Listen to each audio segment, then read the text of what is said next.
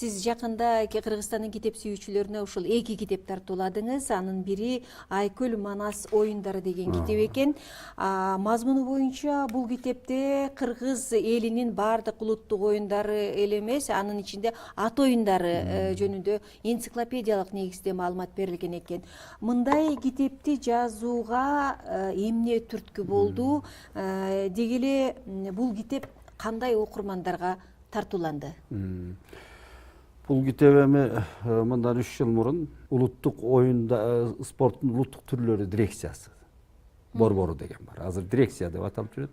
Ошонун жетекчиси Алмаз Касенов деген мырза чакырып, ошол боюнча бир китеп жазалы. Дегенде ушул окуялар. Андан кийин анын квалификациясы, эрежелери деп. Анан ошого ушул менин туура көрүшүптүр. Анан өзүм мен дагы ушул Көчмөн Абышкандын колунда чоңойгом, Атбашы районунда алыскы Акмус деген айылда төө менен көчкөн. Анан ошол ат чабыш, улак тартыш, балбан күрөш, эрең иш, ордо деген оюндарды балалык кезинен бери көрүп. Анан эми ошондон изилдеп, дегенде оңой көрүндү, бирок ал абдан чоң рухий дүйнө.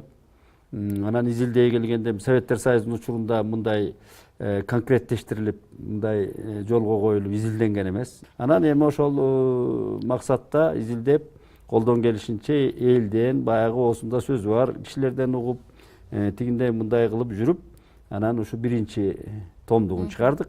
Эми экинчи томдугу Кудай буйрса жаңы жылга чейин чыгып калат деп турабыз. Андан кийин эрежелери. Анан бул эми өзүнчө кенч экен.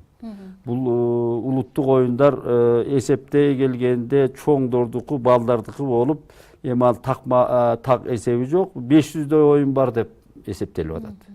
Ушунун өзү эле кыргыз элинин байыркы эл экендигин, бул бай эл экендигин, рухий дүйнөгө абдан бай, казынасы кең экендиги көрүнүп турат да. Ошондон анан ушул китепке чыгарганга ушу аракет кылып биринчисин чыгардык.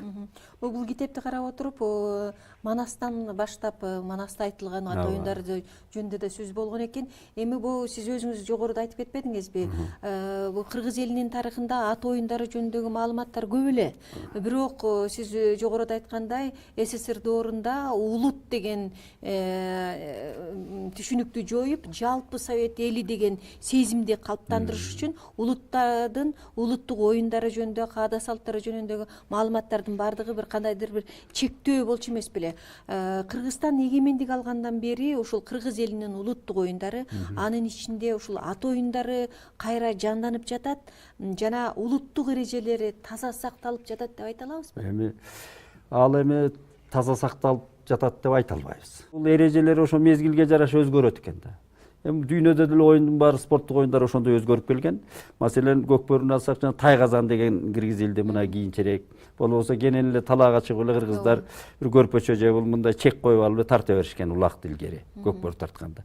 Тайгазан бул театралдык жанагы мындай көргөзмөлүүлүк ийгиликтери артты да. Ошондой ат чабыштарды да ошондой ипподромдорду айлампада чаап, анын түрлөрү да киргизилип атат. Анан эми бул эң эле өзгөрүлбөгөн. Анан кыргызга таандык бир абдан касиеттүү керемет оюн бар, лордо деген. Мына ушунун эрежелери байыркы ойдон сакталып, азыркы мына 2 түрү ойнолуп атат. Домпой бул тарыхый оюн. Андан кийин абалак деген түрү да ойнолот. Анан булардын эрежелери ошол мурдагы көөнө өзүнүн эрежелери менен сакталган абдан. Сиз ушул китепке материалдарды кайдан чогулттуңуз? Бул окуялар, биринчи окуяларды чогулттук. Албетте мында эми Улуу Манаска таянасың, дагы ошого кайрыласың. Манас эпосу биздин тарыхый дастан. Биздин көркөмдөштүрүлгөн тарыхый дастаныбыз. Ошол өзөктүү Көкөтөйдүн ашында ушул жан батыш биринчи, анан ат чабыш, дегенде ат чабыш жөнүндө сөз болот. Анан аттар 9 күнгө айдалганда ошол аттар кайрылып марага келгичекти. Жана жан батыш, балбан күрөш, эрең иш, эр сайыш деген оюндар өткөн. Анан муну эми Манастын өзүндө турат. Кайсы варианты болсо дагы айрыкча Сагынбай Орозбаковдун вариантында Кашкайып жазылган. Абдан мыкты жазылган. Андан кийин Сардарбек Рыскулов деген мына Кочкордо өзү партиялык кызматкер болгон. Бул киши жазган ошол Кашкат Каракер жорго деген мыкты повеси калды. Балбандар деген китеби бар эле. Ушундай туындуларга таяндык. Ошолордон алдык, көчүрүп кондурдум мен. Анан эл оосунда санжыраларда айтылган, анан дагы азыр Куймагылак аксакалдар бар эресинде ошондой баягы 7 оданды областты кыдырып материал топтодук. Кийинки муунга бул өзүнчө бир байлык болот, рухий байлык болот. Жандык айткан бир маселе бар да, азыр кийинки кезде китеп окурмандардын саны аябай азайып кетти да. Ушул жагдайдан алып караганда сиздин китебиңиз өз окурмандарын таптыбы? Канча нуска менен чыкты? Сурагандар болуп атабы? Эми аз эле нуска менен чыкты, бирок ал мындай таралып китепканаларга таралды. Ошо дирекция аркылуу таралып берилип атат. Алар бекер берет өзү. Анан кийин көп сурап атышат. Эми окубай калгандын жөндөрү бар. Эми бизде муну мамлекет биз өзү окурманы калыптанып элек. Же болбосо көрөрманы, театр көрөрманы калыптана элек элбиз. Моюнга алыш керек да. 70 жыл бизди эми Кайран Советтер Союзу Шабандын кончуна чейин Алатоо маданият журналдарын же Огонёкту салып берип, анан окутканда. Анан таштап койду. Таштап койгондо кыйын заманга туш болдук. Анан эми Салижан эке айткан, мыкты Кашкайтов адабиятчы Салижан эке. Бу жазыш үчүн да, окуш үчүн да бир байгер турмуш керек. Ошон үчүн буга абдан мамлекет тыкыр көзөмөлгө албаса, окурман мынабы китеп окулбай калар коркунучу турат биздин алдыбызда. Бул чоң коркунуч. Бул Кыргызстанда дүйнөлүк көчмөндөрдүн дүйнөлүк оюндары 2 жолу өткөрүлбөдүбү? Ошондон кийин бул оюндар окшош Кыргызга тектеш элдердин ортосунда ушул ат оюндарын, спорттук улуттук оюндарын өткөрүү жаатында бир кандайдыр бир деңгээлде атаандаштык пайда болгонсуйт. Анан эрежелерин сактоодо дагы атаандаштык пайда болгонсуп жатат да. Анан өздөрүнө ылайыктап, окшоштурбагандай болуп, өзгөртүү аракети да жүрүп жаткансыйт.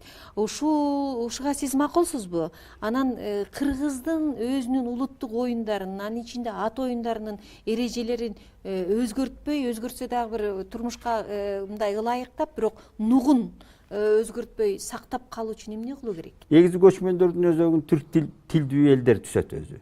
Анан монголдор мына кошулуп жүрөт. Ошол ат оюндары федерациялар бар, эл аралык. Ошолорго бир тартипке келиш керек. Бир эрежеге келиш керек, анан ошондо ойнош керек да. Негизги атаандаш казак. Бизге казак келбей койсо жакшы оюн болбой калат. Биз аларга барбасак, аларда деле ошону түшүнүп, ынтымакка келип, бир эрежеде келтириш керек да. Биздин оюндардын эрежелери кыйынтыксыз, көп жылдык бир тажрыйбадан өткөн оюндар. Эрежелер деле ошондой.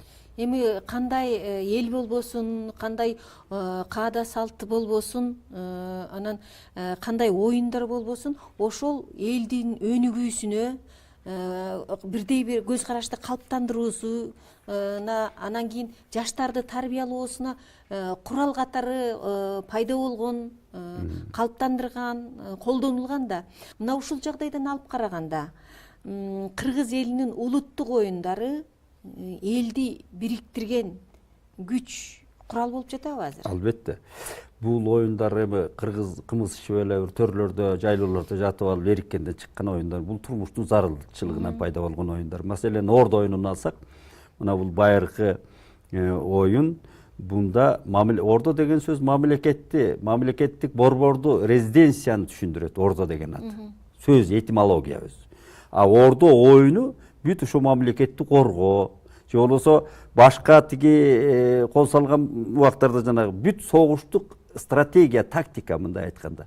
Ошонун негизинде ойнолулган эрежелердин баары ошондой оюн. Мен ушул жерден сизге суроо берейин деп турам. Мен философ академик Аскар Чукутаевич Какеев менен ушул Ордо оюну, улуттук оюндар жөнүндө маектешип калганда айтты эле.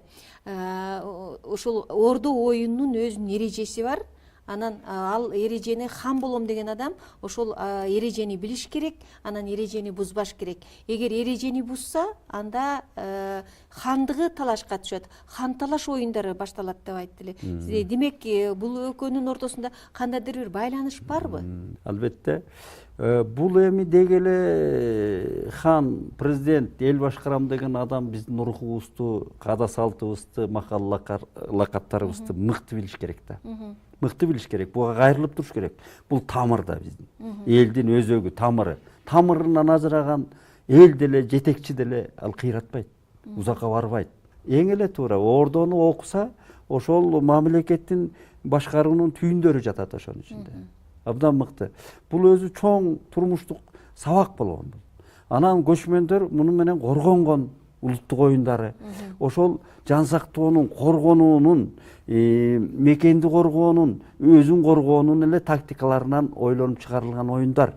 Анан дене түзүлүштү да, акыл эсти дагы өнүктүрө турган оюндар да. Демек улуттук оюндардын өркүндөтүлүп жатышы, колдонулуп жатышы элди бириктирген күч боло алат. Мына эми көчмөндөр оюндарынан көрдүк да, мына айрыкча экинчисинен көрдүм мен. Мына жөө кыдырып жүрдүм. Ошол жерде мына Ошто 7 облустан келди, боз үйлөрүн тигип, мына Баткенден боз үйдү конкурс боюнча баткендиктер алды. Баткенде боз үй көп тигилбейт өзү. Анда санда чан деле бар. Мына ушунун өзү эле анан жана каадасат эл ушу урух бириктирет экен. Мен муну практикалык жактан көрдүм. Урух түйүнө ушул оюндар, анан кол өнөрчүлүк, ушул Манас десе баары бир туунун алдына келет экен да. Көчмөндөр оюну дагы бул бизди бириктире турган, ынтымакка келтире турган, экинчиден дүйнөгө таанылта турган. Кийинки кезде колунда барлар ар кандай аш тойлордо улуттук оюндардын мелдешин өткөрүп жүрүшөт. Көк бөрү боюнча мелдеш, кыз куумай, ат чабыш, эрең иш деген оюндарды өткөрүп жүрүшөт. Анан аларга сайган байгелеринин салмагы дагы, саны дагы улам көбөйүп бара жатат да. Бул жакшы көрүнүшпү? Же колунда барлар менен колунда жокторду ажырата турган көрүнүшпү? Бул андай кооптонуунун кереги жок. Бул азаматтык, улак тартышты маселен. Ат чабыш, бул ошол дене түзүлүштү дагы, бул спорттун эле бир түрү да. Мына балдарыбыз азыр ат минбей калды, ордо ойнобой калды деп атабыз. Ал ошол азаматтар мамлекеттин жасай турган иштерин жасап атат ошол кишилер. Аны биз кош колдоп колдошубуз керек. Бул рухий дүйнөгө берген акча улуттун касиетине жумшала турган акча да, ушундай түшүнүшүбүз керек да. Улуттун өсүшүнө, өнүгүшүнө жумшалып аткан акча катары көрүп колдошубуз керек.